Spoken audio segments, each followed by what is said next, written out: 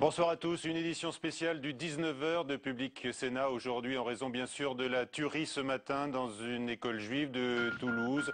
Un acte épouvantable qui conduit à un moment d'union nationale dans la campagne présidentielle. Le tueur a donc frappé à l'ouverture du collège Ozar Hatorah, tuant froidement 3 enfants et un adulte. C'est le même homme qui a abattu avec la même arme 2 parachutistes dans le sud-ouest de la France la semaine dernière.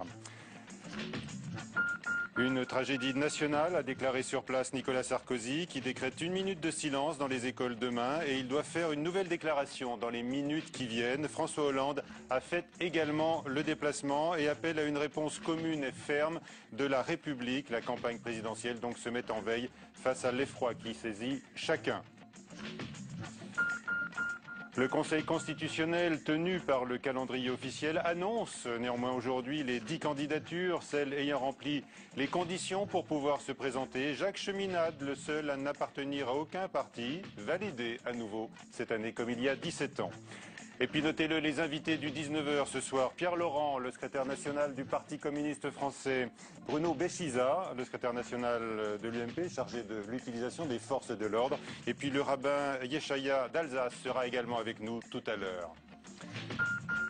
Le choc donc et l'horreur après le meurtre ce matin de 3 jeunes élèves et d'un professeur d'une école juive de Toulouse, un acte mené avec sang-froid par un tueur qui mobilise ce soir toutes les forces de police. Marie Brémaud. Des élèves, des familles abattues, sous le choc. Le collège-lycée juif Ozar Hatorah, situé dans un quartier résidentiel réputé tranquille de Toulouse, est en deuil. Cette rue, la rue Jules Dalou, ce matin, est le théâtre d'une scène d'une violence inouïe. Catastrophe, comment on peut laisser faire ça? Comment on peut laisser un homme venir et tuer des enfants devant une porte d'école? Apparemment, ils ont été abattus froidement, quoi. C'est l'horreur, quoi. C'est l'état de choc, quoi. Peu avant 8 heures, alors que les élèves accompagnés par leurs parents arrivent à l'école, un tireur fou, muni de 2 armes, débarque en scooter et ouvre le feu aux abords de l'établissement. Il poursuit sa croisade meurtrière et pénètre dans la cour où, selon certains témoins, il tire sur tout ce qui bouge, pourchassant même les enfants essayant de fuir. Le meurtrier, toujours casqué, repart à scooter à peine 10 minutes après le début de la fusillade. Bilan 4 morts, un professeur de religion et ses 2 enfants, ainsi qu'une fillette de 10 ans. Un adolescent de 17 ans grièvement blessé est actuellement hospitalisé à Toulouse. Scooters et armes identiques à ceux utilisés lors des attaques ayant visé des parachutistes donc la semaine dernière à Toulouse et Montauban. Même mode opératoire également. Le parquet de Paris centralise les différentes enquêtes en raison de sa compétence antiterroriste. Mounir Soussi. 3 tueries, 7 morts et toujours le même mode opératoire. Au fil de l'enquête, des éléments viennent confirmer la piste du tireur isolé. Le 11 mars dernier, quand un militaire de la base de Montauban est abattu d'une balle dans la tête à Toulouse, l'homme vêtu de noir, soupçonné d'être à l'origine du tir, s'enfuit sur un scooter de grosse cylindrée. 4 jours plus tard à Montauban, même scénario. Le tueur ouvre le feu sur 3 militaires en plein centre-ville et achève avec sang-froid un des soldats à terre avant de fuir sur un puissant 2 roues. Point commun de ces 4 hommes visés, 3 d'entre eux étaient des Français d'origine maghrébine, le 4e antillais, toujours entre la vie et la mort. Ce matin, devant l'école juive, le même mode opératoire, le même calme macabre. La police confirme que c'est bien la même arme de calibre 11,43 et le même véhicule qui ont servi à toutes ces tueries. Après l'hypothèse terroriste liée à l'engagement en Afghanistan, la piste du mobile raciste émerge. Nicolas Sarkozy et François Fillon se rendront ce soir à la synagogue Nazareth à Paris, de même d'ailleurs que François Hollande et Martine Aubry. Des psaumes seront lus à la mémoire des victimes de la fusillade de ce matin, des citoyens franco-israéliens. Les obsèques auront lieu en Israël. Une prière leur sera également consacrée ce soir à Notre-Dame de Paris. Et bien sûr, les réactions politiques ont été très nombreuses depuis ce matin. François Goulin. La campagne a été soudainement mise entre parenthèses. Nicolas Sarkozy a quitté ses habits de candidat et c'est dans ceux de président qu'il s'est exprimé à Toulouse pour faire part de son émotion et de sa fermeté. Cet assassinat ne concerne pas que la communauté juive. Toute la communauté nationale est bouleversée, est à vos côtés. Et sur le territoire de la République, on n'assassine pas des enfants comme ça sans avoir à en rendre compte. Et celui qui a fait ça sache que tout, absolument tout sera mis en œuvre pour le retrouver et pour qu'il ait à rendre des comptes. À gauche comme à droite, les réactions du monde politique ont été unanimes pour s'indigner face à cette tuerie et apporter leur soutien aux familles. François Bayrou et François Hollande se sont également rendus sur les lieux dans cette école de Toulouse, interrompant leur frénétique campagne. C'est une école juive qui a été visée, l'antisémitisme s'ajoutant à l'abjection. Je devais être là aussi pour exprimer ma solidarité à l'égard de la ville de Toulouse. À l'étranger, Israël a été le premier État à réagir, condamnant, selon les mots du Premier ministre Benjamin Netanyahou, un meurtre odieux. Les États-Unis ont évoqué un acte révoltant et en Europe, le chef du gouvernement italien, Mario Monti, a lui aussi fait part de son écœurement face à ces meurtres qu'il juge antisémites et xénophobes. Voilà, les réactions internationales sont donc également très nombreuses. En ligne avec nous maintenant Jean-Michel Baillet, le président du Parti des radicaux de gauche. Bonsoir, vous êtes à Toulouse. Bonsoir. Monsieur Baillet, l'émotion est très forte partout en France et localement bien sûr, plus encore où l'incompréhension l'emporte car on n'a pas l'habitude d'une telle épouvante. Nous sommes horrifiés. Jamais de tels faits ne se produisent dans notre pays. Rendez-vous compte que ce tueur, puisqu'il est désormais acquis que c'est la même arme qui a été utilisée aujourd'hui que la semaine dernière à Montauban et la semaine avant à Toulouse, ce tueur en est à 7 victimes lâchement assassinées et 2 personnes qui sont entre la vie et la mort. Donc, naturellement, l'incompréhension est là, mais surtout un sentiment d'injustice et un sentiment d'effroi. Et de peur également dans la population. Est-ce que vous le ressentez éventuellement ? Il n'y a pas de psychose, mais les gens commencent à se poser beaucoup de questions, car ce matin, 4 victimes dans une école juive, dont 3 enfants. Il y a quelques jours à peine, 2 victimes à Montauban et un blessé grave, et juste la semaine avant, une victime à Toulouse. C'est-à-dire qu'en une dizaine de jours, tous ces meurtres ont été faits, et que nous sommes vraiment dans une incompréhension, oui, dans la crainte, mais également dans un moment où nous sommes solidaires des familles, où nous disons notre compassion pour les victimes et où surtout la République est rassemblée et il n'y a plus de campagne électorale présidentielle, il n'y a pas d'adversaire politique, il y a une volonté d'être tous ensemble pour défendre nos valeurs. Pendant combien de temps, Monsieur Baillet ? Naturellement, la démocratie est ainsi faite que la campagne reprendra ses droits, mais il me semble que pour l'instant, nous devons être au deuil, dans la peine, et être surtout solidaires de ces familles qui sont effondrées. Rendez-vous compte quand même, jamais de tels événements ne sont arrivés en France. Vous me parliez de Toulouse, mais je ne crois pas que dans l'histoire, ou alors il faut remonter très loin, il y a eu en à peine un peu plus d'une semaine 7 assassinats dans un même secteur. C'est vrai, effectivement. Notre mémoire également nous mène à cette même conclusion. Monsieur Baillet, merci d'avoir été avec nous dans ce studio. Pierre Laurent, bonsoir, secrétaire national du Parti communiste français. En tant que patron de parti politique, vous estimez effectivement que l'union nationale doit primer aujourd'hui sur la campagne ? Devant une telle horreur, aujourd'hui, c'est le temps du recueillement et de la compassion. Évidemment, tout le monde pense aux familles concernées. C'est d'autant plus terrible que quand le crime vise des enfants, évidemment, cette horreur est partagée par tout le monde. Et je crois qu'il ne faut pas, aucune instrumentalisation de ces événements ne doit exister. D'autant que nous ne connaissons pas, il faudra attendre les conclusions définitives de l'enquête pour connaître les responsabilités exactes. Aucune instrumentalisation. Vous regrettez une récupération politique de la part de certains ? Non, mais chacun doit exprimer, y compris les responsables politiques, le sentiment du pays. Donc personne n'a à se taire, mais il faut être extrêmement respectueux de la peine des familles. On va en reparler dans un instant avec tous nos invités, notamment Monsieur le rabbin qui vient d'arriver.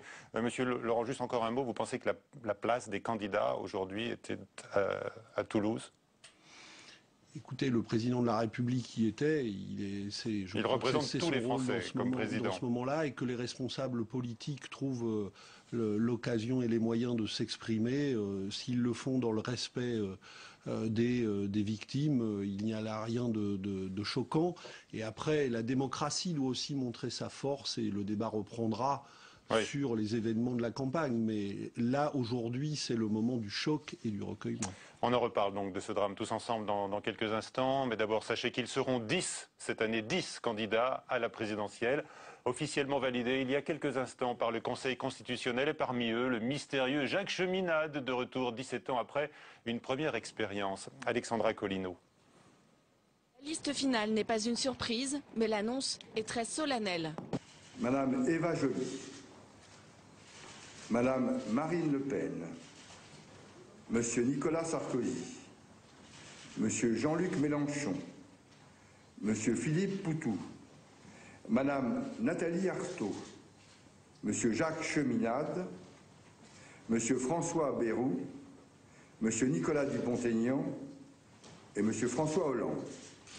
Après vérification de la validité des 15 000 parrainages reçus, ils sont bien 10 candidats. C'est moins que lors des précédentes campagnes. En 2007, ils étaient 12. En 2002, 16 candidats avaient recueilli les 500 signatures indispensables.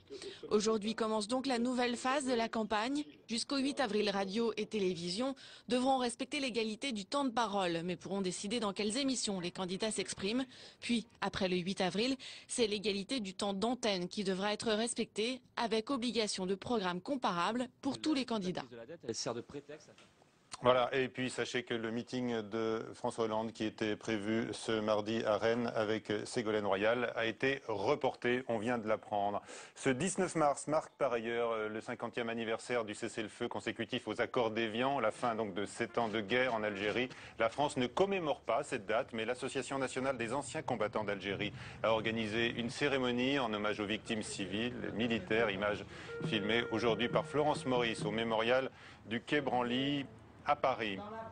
Nos invités, donc Pierre Laurent, avec nous également Bruno Béchiza, secrétaire national de l'UMP, et puis également nous a rejoint Yeshaya d'Alsace. Bonsoir, vous êtes rabbin de la communauté de l'Est parisien. Vous avez déjà entendu, depuis que vous êtes arrivé, et depuis le début de cette édition, des paroles politiques. Monsieur le rabbin, vous n'imaginiez pas que l'impensable survienne en 2012 en France, des attaques ciblées contre des enfants parce qu'ils sont juifs.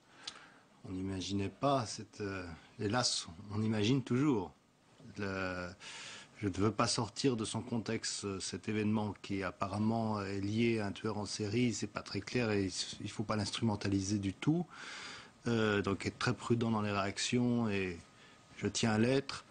Mais hélas, la communauté juive est la cible potentielle d'attentats, elle le sait, elle est surveillée pour ça.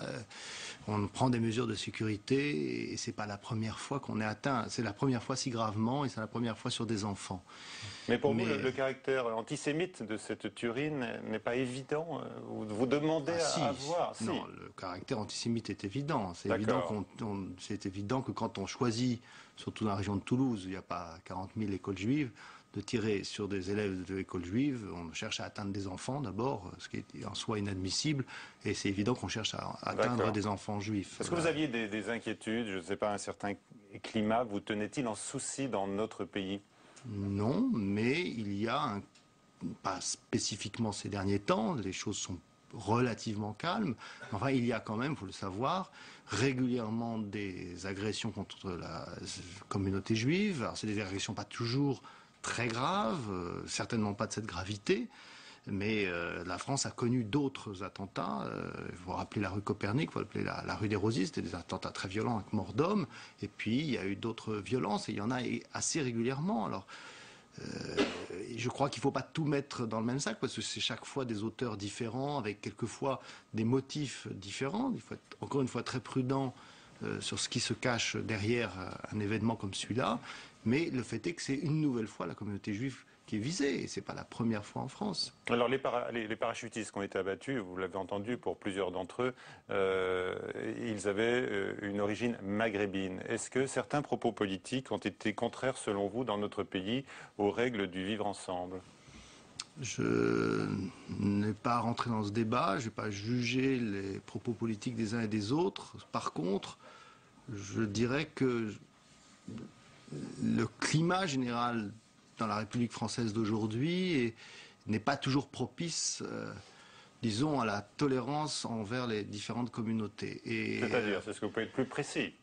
Je pense qu'il y a quelquefois des tensions, il y a des mots qui sont dits, des sous-entendus, et que là-dessus, il faut être très ferme, il faut Qui avez-vous lutter. envie d'interpeller sur ce thème-là? Est-ce que Je vous pense que avez c'est un un problème de la candidat société. particulier, Non, un je camp pense- précis? Bon, ça va de soi que certains candidats trouvent moins grâce à nos yeux que d'autres, mais on va pas. C'est pas la question. Je ne crois pas qu'il faille commencer à chercher des boucs émissaires. Je pense que c'est un problème de société profond, c'est un problème d'éducation, c'est un problème de méconnaissance de l'autre, et c'est des choses qui commencent à l'école, c'est des choses qu'il faut traiter localement dans différents endroits, et notamment dans le système Mais éducatif. vous nous dites que les principalement. politiques doivent prendre leur part, évidemment, dans cette éducation. Bruno On ne doit pas Bechiza, mettre de l'huile sur le feu. ne pas mettre de l'huile sur le feu. Bruno Bechiza, d'abord votre réaction à ce que vous venez d'entendre. Je dois vous ce qu'on a avouer dit jusqu'à qu'avant présent. avant de m'exprimer sur le fond, pour moi, le temps n'est pas au jour d'aujourd'hui, à 7 heures, le temps du commentaire. On est dans le temps du rituel, du deuil, comme l'a justement dit. Avant d'être homme politique, j'ai été policier, on en parlera peut-être. Oui, bien et sûr. avant ça, je suis père de famille. Donc bien évidemment que quand vous entendez des témoignages de ce jour de l'individu, le mode opératoire de l'individu, ça ne peut que, au minimum, bouleverser un père de famille, le prendre aux tripes. Et que ça dépasse, là on est dans l'universalité, on n'est pas dans la petite case. C'est une première chose. Ensuite, il y a le temps de l'enquête. Je vous ai entendu dans la présentation, et je pense que vous ne l'avez pas fait à dessein, mais être très affirmatif, c'est le même individu. Moi, je serai encore Alors, ce très... sont les informations du ministre de Non, mais l'Intérieur, attendez, du non, mais procureur, c'est pour on ça, est obligé de non. relayer ce qu'on entend Non, officiellement. il a hein. été dit que c'était effectivement la même arme. Il Oui. a été dit que c'était le fameux même scooter Yamaha. Pour le moment, je n'ai pas entendu dire qu'il était sûr à 100% que ce soit le même individu. D'accord. Vous vous rendez compte, pour la mémoire des victimes, soyons toujours très prudents, parce qu'on n'est pas dans la logique, vous parliez d'actes de ce type-là, il y a l'affaire Durne en 2002. Là, on était dans une démarche suicidaire. L'individu, là, n'est pas dans une démarche Que suicidaire. pense le Il veut- policier face à ce Donc genre le d'acte? policier aujourd'hui, on laisse après ce temps du recueillement et du deuil.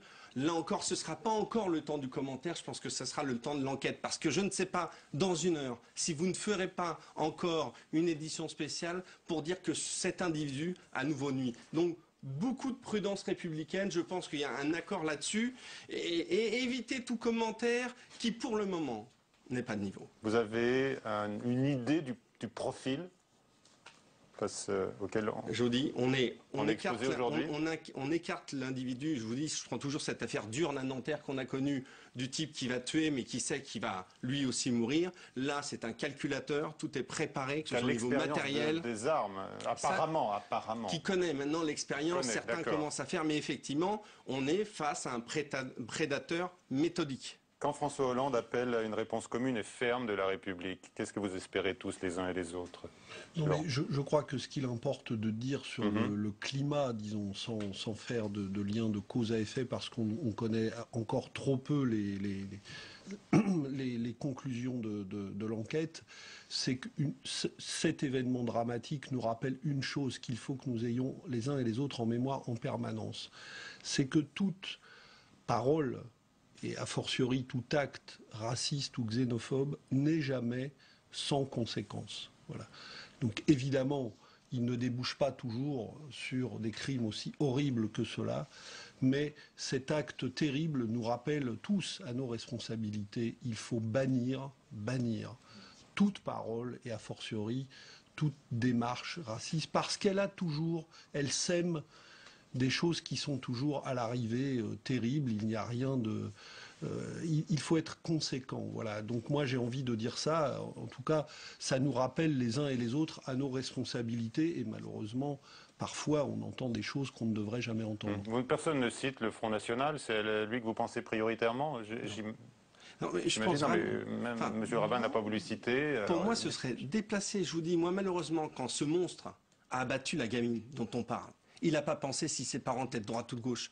Les policiers, tous les policiers qui vont travailler sur l'enquête, ils ne vont pas réfléchir qui ça peut servir. Ils vont travailler pour l'enquête. Donc, pour moi, ce débat me gêne énormément ce soir. Vraiment. Compte tenu, quand même, ce matin encore, des gamins à l'école. D'accord, on est obligé de s'interroger sur les motivations Excusez-moi, racistes pour moi, du c'est tueur. effectivement pour l'instant trop tôt. vraiment. Monsieur le rabbin, est-ce que vous craignez qu'un sentiment d'insécurité se propage dans les lieux de culte aujourd'hui et également dans les écoles confessionnelles? Je crois qu'il faut être, encore une fois, faut être très prudent. Je suis absolument d'accord avec ça. Il y a également ne pas rentrer dans la psychose. Mais il ne faut pas mélanger les choses. Il y a un fait terrible. Donc ça, c'est clair, tout le monde est avec les familles. Il y a un fait terrible qui vient d'arriver. Tout le monde est sous le choc. Ce fait, on ne sait pas qui l'a fait. Il semble, si c'est un tueur en série, bon, c'est un individu à ce moment-là isolé, si c'est le cas, hein, je le dis les choses avec prudence, c'est un individu isolé qui ne reflète pas forcément un phénomène de société. Moi, mon propos, il est de dire que la société doit profiter au minimum d'un événement comme celui-là pour comprendre que derrière l'individu isolé, il y a quelquefois des motivations qui sont nourries, en effet, par certaines paroles. Et ces paroles, c'est pas forcément la responsabilité de responsables politiques, pas forcément, même si certains sont moins sympathiques que d'autres sur ce plan-là. C'est pas cela, c'est un problème de société. Et il y a un problème de société en France d'une certaine intolérance entre diverses parties de la communauté nationale, et il y a une ignorance des différences, et il y a l'éternel antisémitisme qui revient, hélas. Et ça, on ne peut pas faire abstraction du fait qu'une fois de plus, c'est pas la première fois, les victimes sont juives. Et je rappelle donc qu'il y aura une minute de silence demain, observée dans toutes les écoles de France. Une marche est également organisée à Paris ce soir, une marche silencieuse à 20h30 au départ de la place de la République. Merci, monsieur le rabbin. Nous allons rester avec les deux politiques qui sont sur ce plateau. On va évoquer la présidentielle, même si elle est mise donc entre parenthèses le temps du deuil national et du recueillement. Mais au lendemain du rassemblement de la place de la Bastille, où Jean-Luc Mélenchon a donc réussi son pari, des questions surgissent. On revoit d'abord ces images de la foule et on réécoute un extrait du discours du candidat du Front de gauche. Ces droits nouveaux des travailleurs, les droits de veto, le droit de préemption sur la propriété du capital à la portée des travailleurs qui se constitueraient en coopérative ouvrière, le droit de réquisition par la patrie lorsqu'un bien est réputé commun. Voilà, alors Pierre Laurent, c'est un discours qui était très à gauche, on l'a entendu, hein, avec des mots qui peuvent paraître menaçants comme insurrection. Insurrection civique. Nous appelons à ce que les citoyens reprennent véritablement la parole et le pouvoir sur les décisions politiques, alors que ce pouvoir est depuis trop d'années maintenant confisqué, et singulièrement depuis 5 ans, par le président de la République. C'est une réponse au sarkozysme, l'insurrection civique, Bruno Béchiza. Non, alors moi je vais peut-être être taquin, mais moi j'ai bien aimé Monsieur Mélenchon hier, qui incarne, j'ai été élevé à Montreuil-sous-Bois, dans une tradition communiste du haut de la Seine-Saint-Denis, où effectivement il existe un mouvement, puisque pour les votes, on se disait comment peut-on faire sans un mouvement? Ben, il existe en France effectivement un mouvement populaire de gauche qui n'est pas le Parti socialiste, et je pense qu'hier, l'événement d'hier l'a simplement illustré. C'est le jeu de la démocratie. Tout de suite, monsieur Béchiza, parce que là j'ai l'impression que vous surjouez quand même le contentement, puisque certains analystes disent que Jean-Luc Mélenchon, c'est l'idiot utile de l'Élysée pour affaiblir François Hollande. Vous avez entendu une personne de l'UMP tenir ce type de propos? Non. Moi je pense que compte tenu de ce que symbolise Jean-Luc Mélenchon, mais comme vous, ce type de propos est complètement déplacé. Ça n'est pas une réponse. Nous posons des questions et nous mettons en accusation la politique du gouvernement qui piétine chaque jour les droits des travailleurs français. Donc c'est sur ça que vous êtes interpellé. Et ça vous dérange parce que je dis que c'est bien. Je pense qu'on est dans une démocratie, nous siégeons ensemble au Conseil régional. Nous n'attendons pas des révérences devant le fait que nous avons rassemblé du monde. Nous attendons des réponses à des questions. Vous menez une politique que les gens qui étaient rassemblés... Monsieur Béchiza était presque prêt à dire qu'il y avait plus de monde à la Bastille qu'à Villepinte. Vous avez une susceptibilité mal placée. Reconnaître que l'autre, qui n'est pas un ennemi en politique, c'est un adversaire, a une force, représente un courant d'idées, c'est ni flagorneur, ni condescendant. C'est un fait, tout simplement. Alors, les faits, Pierre Laurent, d'abord, c'est que Jean-Luc Mélenchon, ancien trotskiste, a ressuscité le Parti communiste aujourd'hui. On peut le dire, mais demain, va-t-il enterrer François Hollande? Mais non, mais pas du tout. Le rassemblement d'hier est une très bonne nouvelle pour la gauche. très, Mais là, très bonne ma question, nouvelle c'était la pour gauche, François parce que Hollande. Nous sommes une force qui s'affirme comme de plus en plus utile à combattre la politique de M. Béchiza, à faire reculer les idées du Front National et à aider la gauche à remobiliser sur les valeurs qui sont les siennes. Et à être vraiment de gauche, en fait. Et C'est ce que être vous voulez vraiment nous de dire. gauche. Mais le Parce que camp c'est ce hollandais, qu'attend- lui, c'est ce appelle que- au vote efficace, au prétexte que seul le candidat socialiste peut gagner le second tour. Vous êtes d'accord avec ça? Chacun mène sa campagne. Nous apportons une part décisive et, à mon avis, indispensable et irremplaçable à la victoire possible de la gauche. Nous le faisons avec ce que nous sommes, c'est-à-dire avec l'exigence que cette politique de gauche soit réellement efficace pour changer la vie des gens. Donc vous attendez par exemple des signes du candidat socialiste sur le plan de l'emploi, je crois de la fiscalité. il aurait intérêt à entendre, il aurait intérêt à entendre le message, Mais concrètement, qu'est-ce qu'il pourrait vous envoyer comme message en retour? Par exemple, que les gens qui étaient dans la rue hier sur les questions du retour à la retraite à 60 ans, sur les questions des salaires, sur les questions d'un combat efficace, ça veut dire avec des mesures concrètes contre la finance, ces gens qui étaient avec nous hier attendent des engagements plus clairs et plus déterminés de l'ensemble de la gauche. Donc voilà, on a compris qu'avec Jean-Luc Mélenchon et son talent de tribun reconnu à l'UMP, entre autres, vous attendez donc de pouvoir peser sur le Parti socialiste. Et s'il passe effectivement les 10% des voix au soir du premier tour, Jean-Luc Mélenchon, est-ce que vous allez réclamer, vous, là, le patron du Parti communiste, la place de partenaire privilégié du PS, à la place des Verts? Écoutez, d'abord, je pense que nous sommes en marche pour être très au-delà de ces 10%. Ouais. Alors donc vous serez le partenaire obligé du PS à la place des Verts? C'est d'ores et déjà un fait que le front de gauche, sans le front de gauche, il n'y aura pas de victoire possible de la gauche. Nous sommes au cœur, nous sommes même en ce moment le moteur, la campagne la plus dynamique à gauche. Donc évidemment, tout le monde devra en tenir compte, et qui veut gouverner à gauche devra tenir compte de cette force-là et de ce qu'elle va représenter dans les temps à venir. C'est-à-dire en tenir compte, c'est-à-dire, vous avez entendu, déjà les Verts s'inquiètent pour leur accord législatif avec les socialistes. Écoutez, ça c'est l'affaire entre les Verts et le Parti socialiste. Nous irons aux élections législatives à nouveau avec des candidats du Front de gauche dans l'ensemble des circonscriptions de France. Ils sont déjà désignés, ils sont déjà en campagne. Et puis, j'espère que de très nombreux députés de gauche seront élus dans la future majorité et pourront, avec leur action et en lien avec les salariés qui les soutiennent, et on l'a vu hier, ils sont nombreux, peser sur les décisions qui seront celles du gouvernement. Et on dit que Jean-Luc Mélenchon pourrait se présenter dans la 6e circonscription de Paris, c'est-à-dire face à Cécile Duflot, qui a été investie, comme vous le savez. Il dit beaucoup de choses, mais vous ne confirmez pas pour l'instant. C'est une information. Cécile Duflot qui considère que vous faites de la politique en regardant dans le rétroviseur. Bruno Béchiza, vous avez été aussi sensible aux accents gauliens qui ont été prêtés hier à Jean-Luc Mélenchon? Simplement revenir, il y a les grandes déclarations, puis il y a la pratique. On siège ensemble au Conseil régional de France. Les chouchous historiques depuis 2 ans du Parti socialiste, ce sont les Verts. L'accord Europe Écologie Les Verts PS a fait fi effectivement de ce que vous demandiez. Donc, on va voir. Mais pour le moment, vous êtes les mal aimés de ce côté-là de l'échiquier.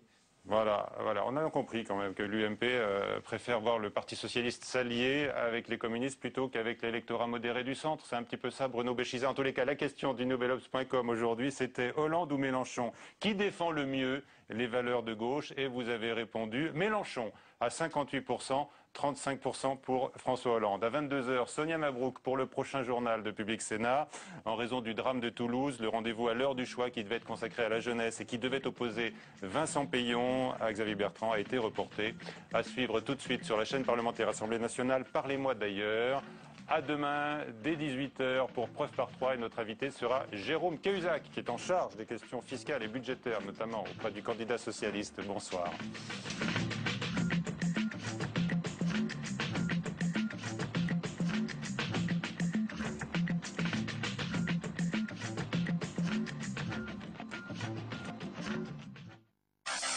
Présidentielle 2012, Public Sénat décline la campagne.